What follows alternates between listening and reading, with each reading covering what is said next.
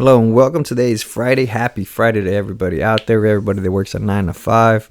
It's the weekend. The weekend's coming up. Great job today. Today we have quite a bit of stuff to talk about. Most of the time on Fridays, we also do our NFL Week 11 picks. So we're going to do that also when we, in a little bit in the podcast. We're also going to talk a little bit about, pretty much a little bit about the NBA, and that's where we'll start today. The NBA, because today we have the Lakers versus the Spurs in the in-tournament season trophy tournament. I don't even know what the hell that's called. The Emirates Trophy now they give it a name because everything's for marketing, I guess. I'm not a fan of that. I'm really not a fan of this in-tournament season bullshit. Pretty much for the simple reason that it doesn't really matter the money. I guess it is if you're a bench player, like at the bottom of the bench. Either you're the 12th player there on the bench, or I guess it's a little bit more money in your pocket. But if you're somebody like LeBron James, even though I get it, they won it last year, but in reality, I think he just wanted just to say he had something over Jordan, which is kind of fucking stupid. But that's LeBron James for you. It's just one of those things. It's pretty cool, I guess, in a sense. It's because they don't include more games unless you go to the championship. You play 2 more games, or actually 1 more game. You play like 83 games instead of 82 in the regular season. But I'm not a fan of it. I don't like it. It is pretty cool. They paint the floors a different color, so that's pretty cool. So something different. Instead of doing the same repetitive thing, you kind of changes it up a little bit. So it spices it up a little bit. I do, my opinion on the city uniforms or the city edition, some of them are pretty cool to look at. Some of them are just, there's no thought to it. There's really they really didn't put any thought to it. Some of the NBA city uniforms, like the Spurs have a pretty cool one this year. They had a pretty cool one last year, I think, too. I didn't think it were pretty, hideous. A lot of people didn't like them, and a lot of people didn't get it, because they had the Hemisphere Park kind of thing. But this year's uniforms, like the Lakers uniforms, there's really no thought to it. They just say the Lake Show on it in the front, and in the back it says, whatever team it is. I don't like those. I don't like the Valley, which is the Phoenix Suns ones. They look pretty fucking stupid. The Cleveland ones, they're pretty cool. It's that little baby blue color, so it's a little bit different. But there's some that just, there's no thought into it, but there's another ones that are pretty cool. So the Spurs uniforms are pretty legit. I like them. I like that little light baby blue color. That's a pretty cool color there. If you haven't seen them yet, I guess go to the San Antonio Instagram page, or eventually I will get a social media page and start putting these things up there. Other than that, I'm a big fan. Some people are not. I specifically love one of the uniforms that I really like a lot, even though I'm not a fan of theirs, the Toronto Raptors. I don't know why. I love the little raptor playing basketball. I love the little old logo where they have the little raptor dribbling. And this new one I guess, I guess they're playing tribute to Vince Carter. So they have the little raptor. It's black with a little pinstripes, I guess. And then they have the little raptor with the 15 jersey for Vince Carter, and he's dunking it between his legs. That famous dunk that he has where he puts it between his legs and puts his whole arm into the rim. So that's pretty cool. I like that. I mean, if I'm a Toronto Raptors fan, I will buy that in a heartbeat. I did get this year's city uniforms from the Spurs. I didn't get last year's. So I'll be at the game today. I was at the game Monday night. I was at the game Wednesday, when he dropped 50 points on the. There we go. He put 50 points on the Wizards, and even though Jordan Poole almost went off too, and then Friday, which is today, it's against the Lakers, so I'll be there for the Lakers. Quick thoughts on the game: 50 points. That's crazy. It's crazy to think about it, because he's one of the youngest centers to ever do it, to put 50 points up the way he put up 50 points. He had 8 3-pointers, so he had a record 8 3-pointers and made in the game. And those 3-pointers were not easy 3-pointers too. It's not like he was wide open or he was in the line. Some of them were like 28-footers. So that tells you something about that. Also tells you, if you listen to my last podcast, was it in all these national and experts and all these big wigs and all this on TV were saying he should stop shooting threes and dominating the paint. I get it. That's what he does. That's his best asset. But if you can actually have him shoot, well, he is a good shooter. I mean, this proved the last 2 games. He's made what now? 14, 30 3-pointers now in the last 3 games. If you include the Jazz game, because in the Jazz game he had 5 or 6. He had 6 against the game before this last one, before the Wizards, and he had 8 against the Wizards. So that puts him almost at 33 pointers made. And he's shooting a stupid, ridiculous 60% from the 3-point line. If you can fix your weakest point and do that, then all of a sudden you become a super scary player there. You're not going to be able to stop it. What are you going to do? Leave him open in the 3-point line? He'll drill it. Oh, you're going to try to block his 3-point shot? Cannot do that. You cannot stop. You're not going to be able to stop him shooting. He's 7'4". And for him to get blocked, that means the player has to react, like a millisecond before he even begins to shoot to have a chance to block that shot. So unless you seriously know he's going to shoot it and you're jumping before he shoots, that's the only way you might even get close to blocking it. But other than that, you're not going to block it. So you can't block a 3-pointer. You cannot leave him over on the 3-point line. He's going to pump fake now in the 3 points because you know he's making a shitload now. And he's going to dunk it every single time. And then his floor vision has become another... that's the one thing that surprised me the most last year is his passing. He has great, tremendous floor vision. So that's another thing that's going. So he's becoming a total, complete, an alien. He's out of this world, plain and simple. Nobody's going to be able to stop him. Like Giannis, it was the second closest before Wemby. There was kind of like freakish in a way that he could get to the rim and dunk it pretty easily, block shots, do all that. But we all know Giannis doesn't have a jump shot. You can leave Giannis open at the 3-point line. He made one last night on Wednesday. He had 59 points, but it took him overtime, and it took him a lot more shots at Wemby and a lot more time to make 50 points. So he's not at that level of the 50 points that I think that Wemby had. Wemby was on another level that game. Unfortunately, Jordan Poole, rumor has it that he plays really well if there's hot chicks there at the game, baddies as they say. So apparently he saw some. And funny story, I went there with my wife and and her cousin from Los Angeles, Lance, which he's a big Spurs fan because he grew up here in San Antonio. So we're watching the game. He keeps saying, "Hey, Poole, there's no baddies here," because we were pretty close to the game. We were sitting about, I think it was section 24, row 8th or 9th. So that's pretty damn close. Like the players can hear you yell at them, and you can hear the players talking and what they're saying if the stadium is quiet, if the court's quiet. So you could actually hear them. So there was at one point where Jordan Poole was shooting, and we were just chanting Draymond the whole time. And I yelled that Draymond is his dad. I said, Jordan Poole, Draymond's your daddy. And I just kept saying that. And he kept looking our way, but he couldn't figure out who was saying it. And I want to say at one point, we kind of got in his head a little bit. But then again, that's home court advantage for you. I mean, people are going to yell stuff at you, and it is great. I mean, it's always great to go a basketball, football game where you can heckle the freaking players. And don't give me this bullshit, other players, and you should let them play, and you should not make fun of them. Like, fuck that. I mean, they're getting paid so much damn money. That's part of the deal. That's part of you being a fan. I pay a shitload of money, too, for being there at the freaking game and being that close. So I should be able to yell whatever the hell I want as long as it's not derogatory or I'm cussing at them. I'm not cussing at them. I just said that Draymond Green was his daddy. That's all I said. If he got his feelings hurt on about that, then he shouldn't be playing basketball. Or he should give me the paycheck for millions of dollars. But whatever. You know, I'm not freaking 6'1" or 6'2", whatever the hell he is, and shoots great 3-pointers. So I can never get that job. So he should not be crying about it.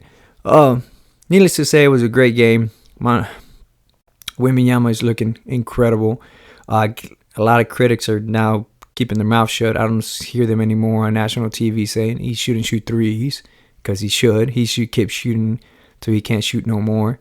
And I hope he puts up 50 points against the Lakers today. Because fuck LeBron James. He ain't no GOAT. He's not close to being a GOAT. If I had to rate between top 5 players of all time, LeBron James wouldn't be top 5. I can name 5 better players than him. And don't give me this bullshit that because he was in the East, because he went to 10 championships. Oh, anybody can go to 10 championships in the weak-ass East. There was all those years. You telling me if Jordan...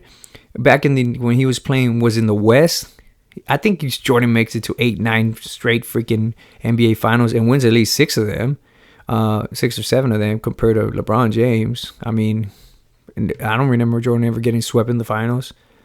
I don't remember Jordan giving the ball to somebody else and take the last second shot to win the game. Like, Jordan was a different animal. Jordan was indifferent. That's my number 1 for sure. For the number 2 will probably be Bill Russell. Number 3, Will Chamberlain. Number 4, Tim Duncan. Yes, Tim Duncan will be the greatest of all time. On number 4 on the top list there before LeBron James. Why? Because the freaking Tim Duncan plays defense. That's why. Because Tim Duncan stuck with one team and rode it out and won championships with that one team.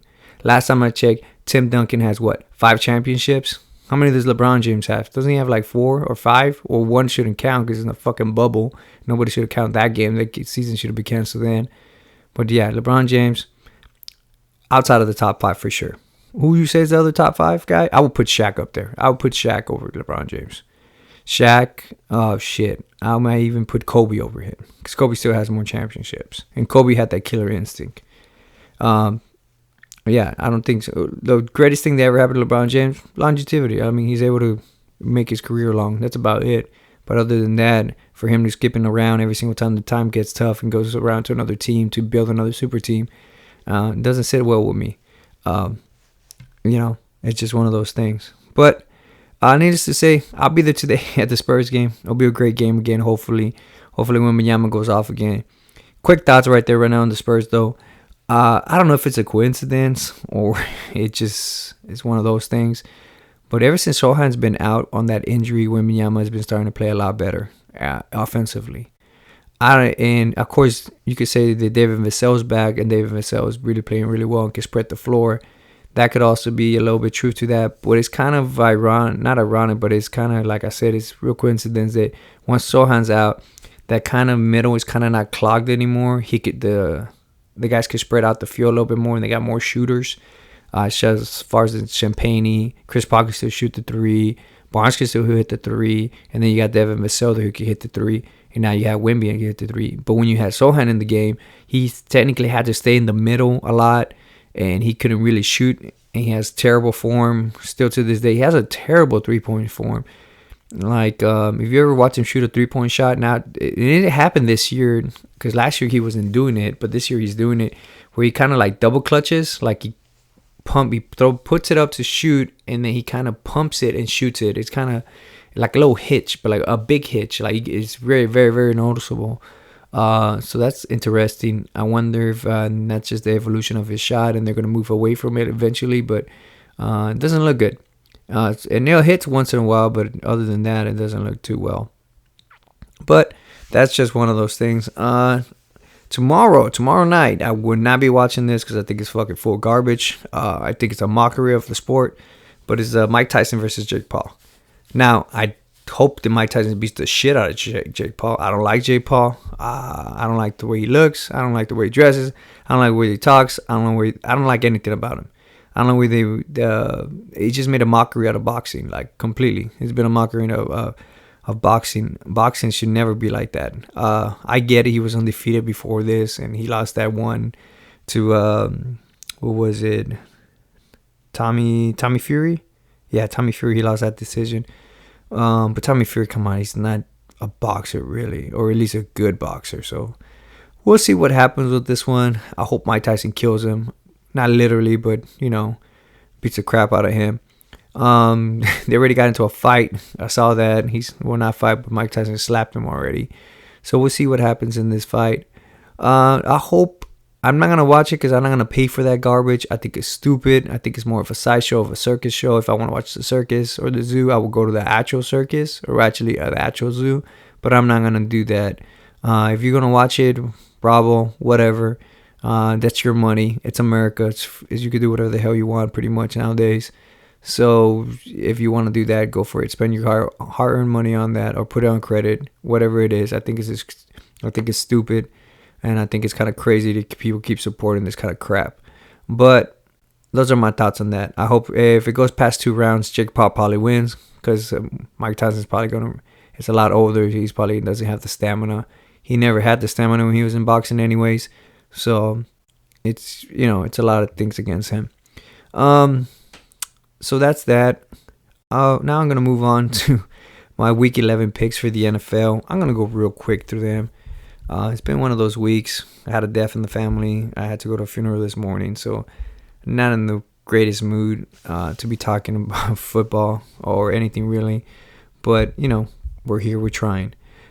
First, my thoughts on last night's game. I did pick the Eagles to win because it was a home game, and it seemed like the Commanders were kind of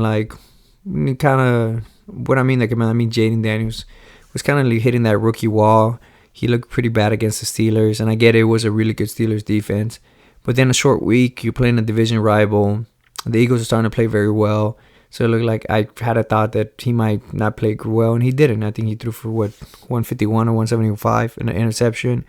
And it was his first interception thrown in since week 5 or week 1, something like that. So he played pretty subpar compared to what we're getting used to from him, which in a way, hopefully it is. Hopefully it's just a rookie wall he's hitting, and hopefully that first 9 weeks that we were watching him play, that's what's going to be the norm for him, and not that was something else instead. And then he just didn't really have that much receivers. Terry McLaurin, or Scary Terry, as people call him. He didn't get a target all the way to the third quarter, which is kind of weird. Not just that, but he wasn't even throwing the ball in the first half, I believe. So that was kind of interesting. That's their best wide receiver, and he wasn't even getting the ball thrown to him. And then just the Eagles look good. I mean, they are starting to look scary good. They're finding that Saquon, these nuts, Barkley, is starting to really start rushing and really starting to open it up. And I think they want to go for that record. I think they want to go for the record for most rushing attempts in a season. I believe the Raiders have that record with John Madden back in the day. Of course, that was a 14-game season, and now we play 17 games. So they're probably going to break the record, and I think they really want it, especially rushing attempts with the quarterback and the running back. They both can rush. Hurts looks a lot better now this week. And something about the Eagles is interesting to me is that they're starting to look, it's the opposite of last year. Last year, the Eagles looked really good at the beginning of the season, and they just started falling apart towards the end. And this year seems like they started really bad, and now they're really putting it together. The defense is looking a lot better. The running game is just there. The receivers are tremendous, and A.J. Brown and Smith. And their offensive line has always been good the last 3 years. So they are starting to look scary, and they might actually be a contender there, and they might actually put up a fight against the Lions if they meet the Lions. And to be honest with you, look at the NFC right now, thinking about it, I think they might be the second best team right now in the NFC. Of course, I'm going to say the Lions are number 1, but they might be the second best. Packers might have something to say about that, but as of right now, not knowing what's going on with Jordan Love, he's going to get injured again. I'll put the Eagles right now. And I hate that because I'm a Cowboys fan. I really hate that. But, I mean, real recognize real, So they're real to me. So that's my thoughts on that game. The other game that was on college games, of course. But then we move on to this week's. There's there's going to be a really good games compared to last week. Last week I believe I went 8-5 last week. There were some upsets there, and there were some games. And then, to be honest with you, there were not really good games. When you look at the Week 10 schedule, there was really the only good game that was there. Looking back, I want to say, looking back real quick, probably the Lions versus Texans was probably the best game on paper. If you were to look at it at the schedule, because the Chiefs Broncos, let's be honest, everybody picked the Chiefs. And I know the Chiefs won in a dramatic fashion, but that was just quite, not quite great. But this week, if we look at the schedule, there is some really good games. I am circling 3 games as we speak right now. That is going to be the games, probably much the games of the week. I'll go through them. I'm going to go through the schedule real quick. I always like to start with the noon games and move on to the evening games and then the night game, of course. So right now we got Packers at Bears. Packers win that game. Even with a backup quarterback, they win that game. So I don't care. I do love Kellen Williams. He was playing college football, and I liked him when he there for the first, I want to say week 3 through week 5, or was it week 4 through week 7? He looked good, and now it seems like the coaches they'd probably be the worst organization as far as coaching compared to the Cowboys. They're probably the second worst. They have somehow fucked this up really bad, and they really messed up with Caleb. But I think the Packers are a way better team. Even with a backup quarterback, I think the Packers still win that game. So I picked the Packers on that one. And I think the Packers are favored. They're almost favored by a touchdown, so they'll win that one. Next game up, another pathetic game. Jaguars versus Detroit Lions. Detroit Lions, of course, are going to just steamroll them. I don't see Jared Goff throwing another 5 interceptions. And even if he does, they still probably win the game by double digits. That's how bad the Jags team is. I'm just waiting for the coach to get fired there. Doug Peterson should get fired pretty soon. That team ain't going nowhere.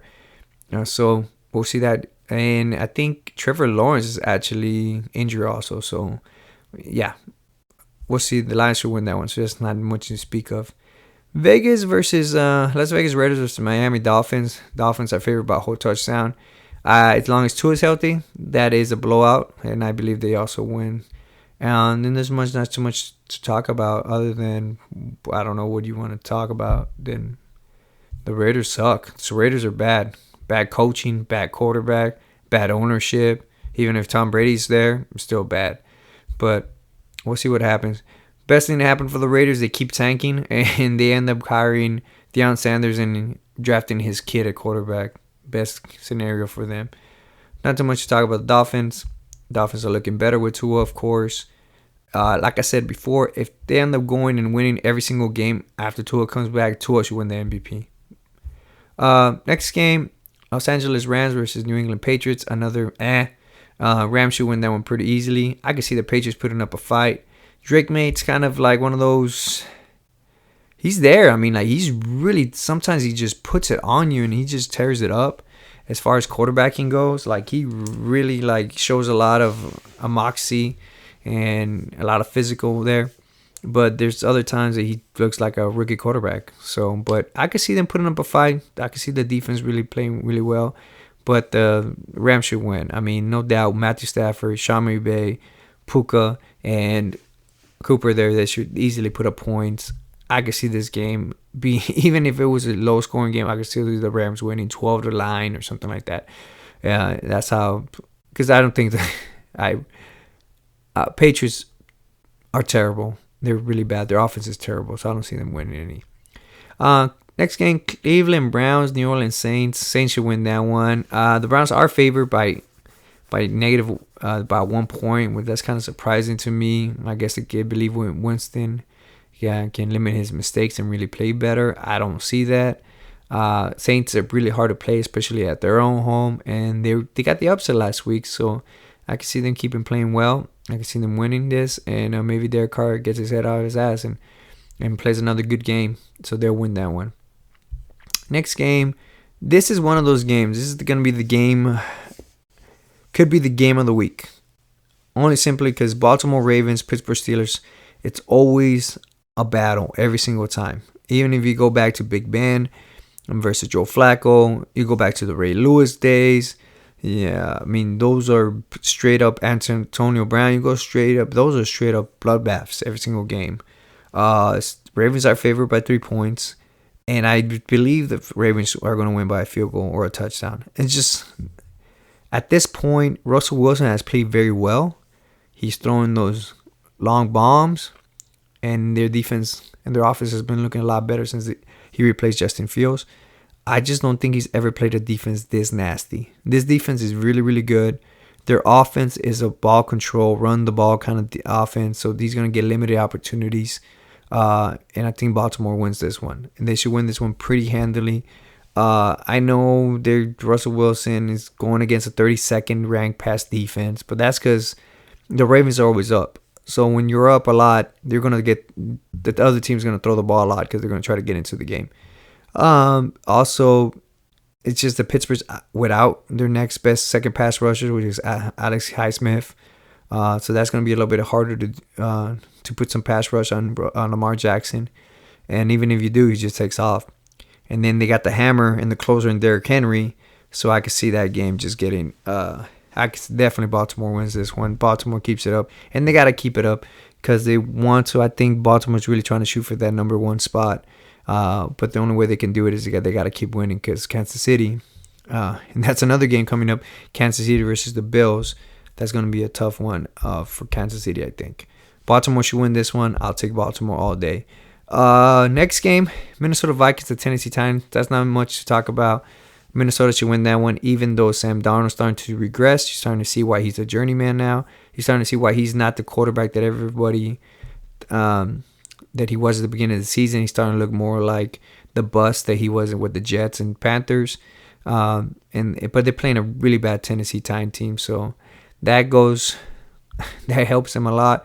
But this could also be one of the games like last week where they beat the Jags by, I believe it was 12-9 or 12-7, whatever the score that was. It was pretty terrible. I could see Sam Darnold playing. Because Tennessee Titans, they do play really good on defense, so they could keep this game close, but Minnesota should be able to pull away from it. Next game, it's an interesting game just because there's Aaron Rodgers, and I hate Aaron Rodgers. The Jets are favored by 4 points on this game. It's Colts versus Jets. I do see Anthony Richardson. Looks like he's coming back for the Colts. They're going to start playing him again. I'm hoping for this game I could see Anthony Richardson playing better now that he was on the bench. Kind of like what happened to Bryce Young when they benched Bryce Young and then they brought him back. He started playing a lot better, more confident. I could see that with Anthony Richardson. And Anthony Richardson likes to run the ball a lot too. I understand that the Jets have a really good defense, but the way to beat the Jets is you run the ball against them. Jonathan Taylor is still there. Last time I checked with the Colts, he should be able to run the ball. And then to run the ball with Anthony Richardson, that should be one of those games where the Colts should win, and I picked them to win by running the ball the whole time, keeping it really close, and winning it there by a field goal. Making Aaron Rodgers 3-8, and pretty much, 3-8 at 3-8, you got what? 3-8, you got 8 games left. That means you practically have to win 6 out of the last 8 games to even be in playoff contention to make it as a wild card at 9-8. But I don't see that. I don't see them. If they lose this game, I think you could pretty much close the book on the Jets. And another year of them not winning the playoffs and keeping the drought alive. Great. Next game, Atlanta Falcons at Denver Broncos. I'm going to pick the Broncos on this one for the simple reason it's at home. It's hard to play in Mile High Stadium. If you have never played there before, it is an advantage of being that high. So it should be, as far as the stamina and everything, it should be tough. Falcons ended up losing last week against the Saints, so I thought they were going to blow out, and apparently they didn't. Kirk Cousins going against a really tough defense. Defense wins championships. Defense is the calling card of the Denver Broncos, and I can see Denver Broncos really getting an interception or two on Kirk Cousins up there. And definitely, and Sean Payton's been doing a great job. I cannot emphasize how great of a job he's been doing with a rookie quarterback there. I think they win that one, and they keep in contention of a playoff spot. Next game is Seattle Seahawks, San Francisco 49ers. This should be a good game in a sense that it's a rivalry game. It's a divisional game. But the 49ers have owned the Seattle Seahawks the last few years.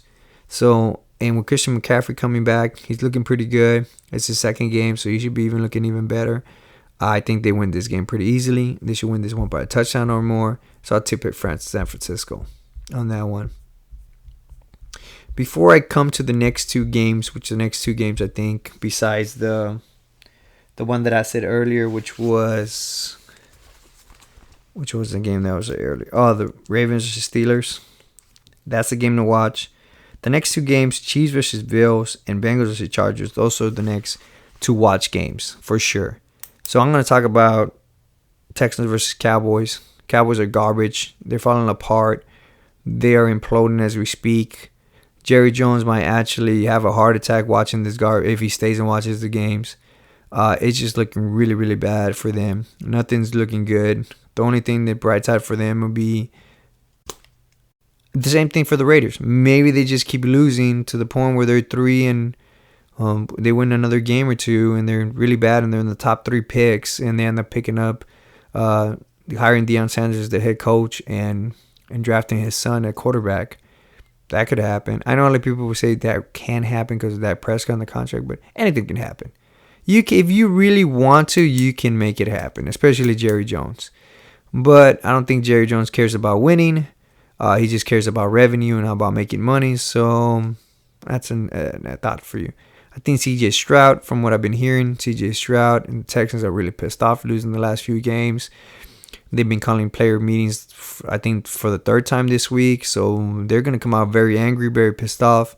And they're going to come out punching and throwing haymakers. And I don't think the Cowboys are ready for that. I don't think they're ready to take that much of a haymaker from them. So they're going to get punched in the mouth right away. And this is going to be a total blowout.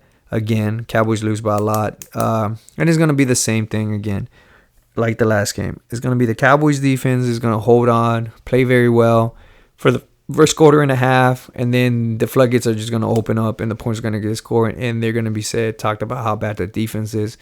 But in reality, the offense is probably going to score like 9 points. Like I said, the best player on the Cowboys is the kicker.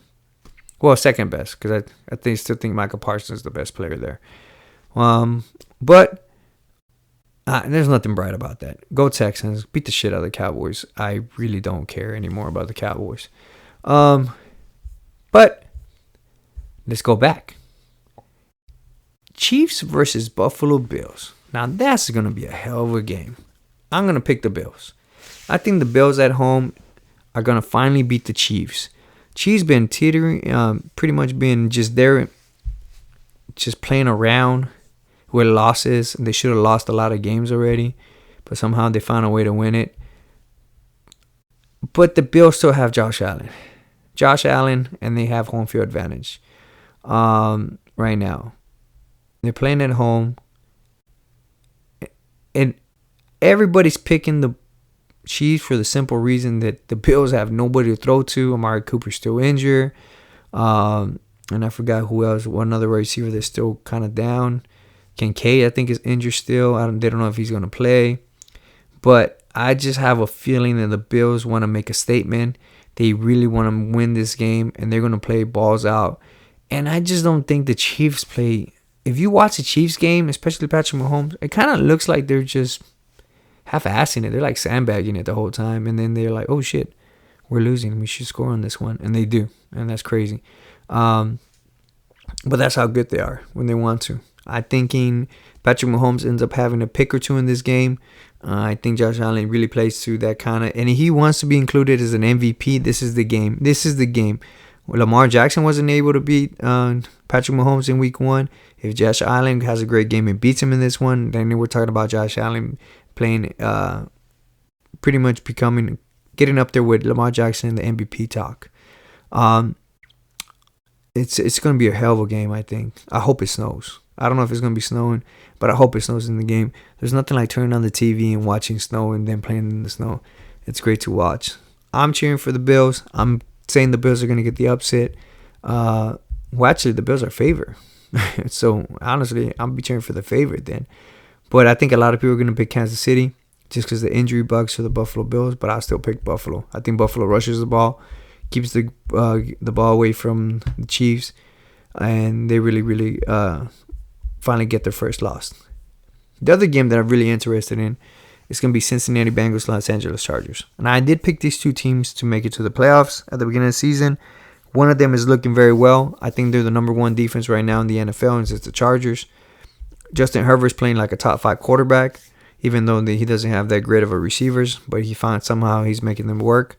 But I just think Joe Burrow, it's going to be a damn shame that Joe Burrow does not make the playoffs.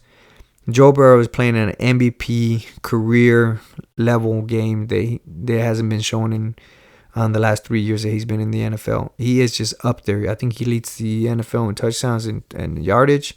And then it's just brutal that they started really bad at the beginning of the season. But I'm hoping that this is the beginning. Last week was the beginning of a run, of a winning streak. They're going to start going. T. Higgins is back for the Bengals, so that should be another plus. And it's going to be a damn shootout, which is pretty much every single Bengals games. Bengals' Achilles right now is their defense. They can't stop anybody. I think the Cowboys could put up 20 points on them. But I think Joe Burrow makes it happen. I think he wins this game. It's going to be a nasty game in the sense of there's going to be just a lot of scoring, no defense. It's going to be like almost like touch football. And I can see this game going to 35, 40 points almost. From both sides. I think both sides score that much points. So, but I'll pick the Bengals. I think at the end of the day, the ball is going to be in Joe Burrow's hand. Last drive, I think he drives them all the way, scores a touchdown, or they kick a field goal and they win the game. And those are my picks. Those are my picks for the week. I ended up with that. I still believe in Joe Burrow. And like I said, if Joe Burrow, they make it to the playoffs, they're going to be a really, really nasty team to play in the playoffs there. The Chargers, too. The Chargers are playing great. They're playing typical Jim Harbaugh football, which is hard-nosed, hard defense, run the ball, don't make mistakes, hit you in the mouth, keep hitting you, keep beating you up, and then you're submitting. That's just the way that he always has coached. I like that style. That style seems to work. So we'll see what happens. If the Bills don't beat the Chiefs, then I think the Chargers are the team that will eventually beat them. Other than that, those are my thoughts on the picks this week.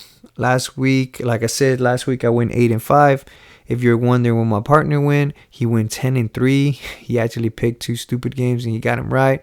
But like I tell everybody, even a blind squirrel finds his nut once in a while. Thank you for listening. Have a great weekend. Don't get offended if I say Jake Paul's an idiot. And if you're going to spend your hard-earned money on that, don't get offended by that. Just my thoughts on that. Other than that, have a great weekend. Watch football. College football, not too great this week. So that's why I didn't even mention it. I don't think there's not even a good game. So I think Tennessee and Georgia's the only good game that's on.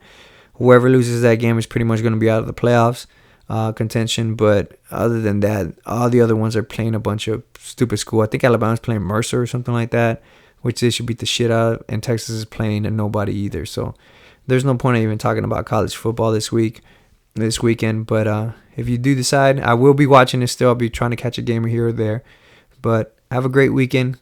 And we'll talk to you probably Monday. Monday I'll be talking to you. I'll talk to you, give you a recap of the Spurs again, a recap of the NFL season, and maybe there's an upset or two in the college football, and we'll talk about that. And we'll definitely talk about the Jake Paul, Mike Tyson. I'll probably watch the highlights on that. It's just a quick thoughts, my quick 2 cents on the game, on the fight. Have a good one. Bye-bye.